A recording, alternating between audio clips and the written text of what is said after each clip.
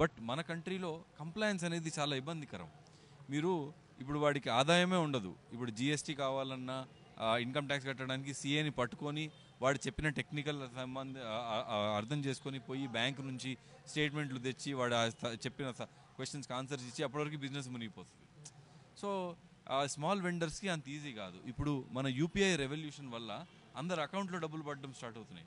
ఒక స్టేజ్ తర్వాత వాళ్ళ మీద ట్యాక్స్ కంప్లయన్స్ ప్రెషర్ వస్తుంది.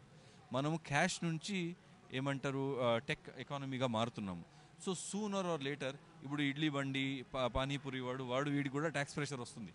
మన కంప్లయన్స్ ఇప్పుడు పెరుగుతుంది. గత 30 ఏళ్ళ నుంచి ఇప్పుడు చూస్తే number of people paying taxes has increase. ఎందుకు? టీడీఎస్ వల్ల. టీడీఎస్ పట్టేసరికి మనకు టీడీఎస్ రిఫండ్ వస్తుందని చెప్పేసి అందరూ. సో ఈ కంప్లయన్సెస్ అనేది మీరు చెప్పినట్టుగానే ఇంటర్నేషనల్లీ చాలా ఈజీగా అవుతుంది.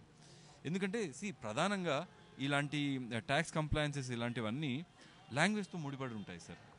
మనము పుట్టుకతో మన అమ్మ మనతో ఏ భాషలో మాట్లాడుతుందో అదే భాషలో మనం ఆలోచిస్తాం. సో మనకి ఇంగ్లీష్ అనేది మనము అవసరమైతేనే మనం మాట్లాడతాం, కానీ లేదా మామూలుగా మన థింకింగ్ లాంగ్వేజ్ అనేది తెలుగులో ఉంటుంది. నేను మిమ్మల్ని సార్ హౌ ఆర్ యూ అని అంటే, ఓ ఎలా ఉన్నావు అని అడుగుతున్నాడు, నేను బాగానే ఉన్నాను కదా, ఐఎమ్ ఫైన్,